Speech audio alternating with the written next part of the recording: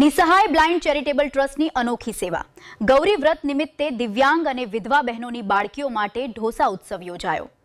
વડોદરા શહેરના સંગમ વિસ્તારમાં આવેલી નિસહાય બ્લાઇન્ડ ચેરિટેબલ ટ્રસ્ટ દ્વારા ગૌરી વ્રતના પાવન અવસરે અનોખા સેવા કાર્યનું આયોજન કરવામાં આવ્યું હતું. અંધ, દિવ્યાંગ અને વિધવા બહેનોની બાળકીઓ માટે ખાસ ઢોસા ઉત્સવ યોજી તેમને પ્રેમ અને સ્નેહ સાથે ભોજન કરાવવામાં આવ્યું હતું. સંસ્થાના પ્રતિનિધિએ જણાવ્યું હતું કે ટ્રસ્ટ દ્વારા વર્ષ દરમિયાન જરૂરિયાતમંદ બાળકો માટે વિવિધ સેવાકીય કાર્યક્રમો યોજવામાં આવે છે.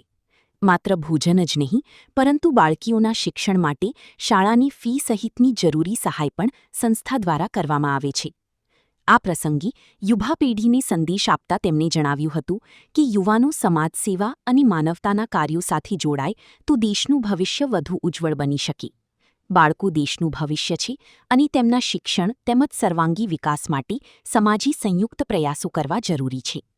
આ કાર્યક્રમ દરમિયાન નિસહાય બ્લાઇન્ડ ચેરિટેબલ ટ્રસ્ટની સેવિકા મિતુલ રાવલે પણ સંસ્થાની વિવિધ સેવાકીય પ્રવૃત્તિઓ અને જરૂરિયાતમંદ પરિવારો માટે કરવામાં આવતી કામગીરી અંગે માહિતી આપી હતી.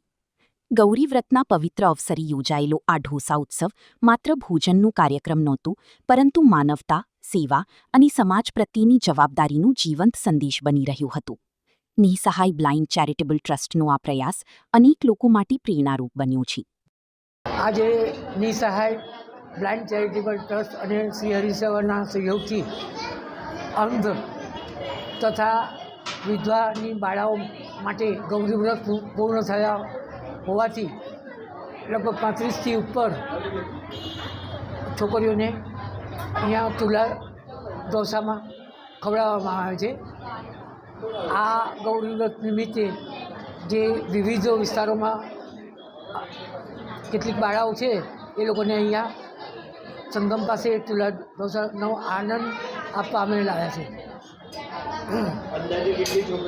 અંદાજે 35થી ઉપર હશે અને અલગ અલગ વિસ્તારોમાંથી આવે છે. આપણે શું કાર્યક્રમ યોજ્યો, શું કરવા માંગો છો, શું કહેશો?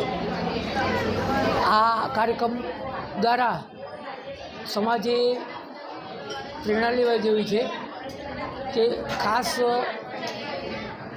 આવી બાળાઓને ખવડાવી એમને આનંદ કરાવે અને જે સમાજ સાથે એમને જોડે.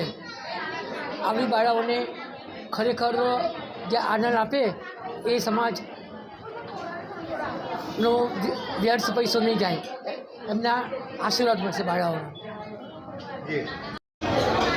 આપણી કઈ સંસ્થા છે અને આજે શું આયોજન કરવામાં આવે, શેના માટે કરવામાં આવે છે? આજે અમારી સંસ્થા નિસહાય બ્લાઇન્ડ ચેરિટેબલ ટ્રસ્ટ દ્વારા સંગમ ખાતે જે ગૌરી વ્રત પૂર્ણ થતાં જે અંધ, અપંગો અને વિધવા બહેનોની બાળકીઓ છે તેમના માટે ઢોસા ખવડાવવાનું આયોજન કરવામાં આવ્યું છે. અમે દર વર્ષે અમારી સંસ્થા દ્વારા આવા બધા આયોજનો કરવામાં આવતા હોય છે.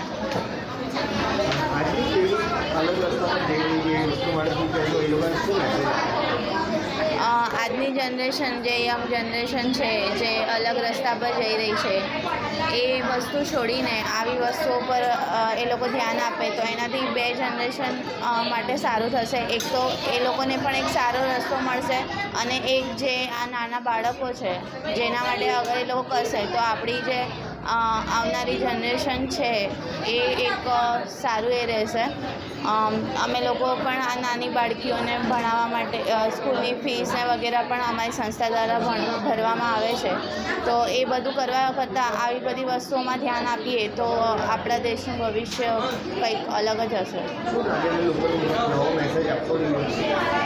હા, આ દ્વારા અમે આ જ મેસેજ આપવા માંગીએ છીએ કે આપણા દેશનું ભવિષ્ય આ બાળકો જ છે, તો એ લોકો માટે કંઈક કરીને આપણે એ દેશનું ભવિષ્ય સારું બનાવી શકીએ છીએ.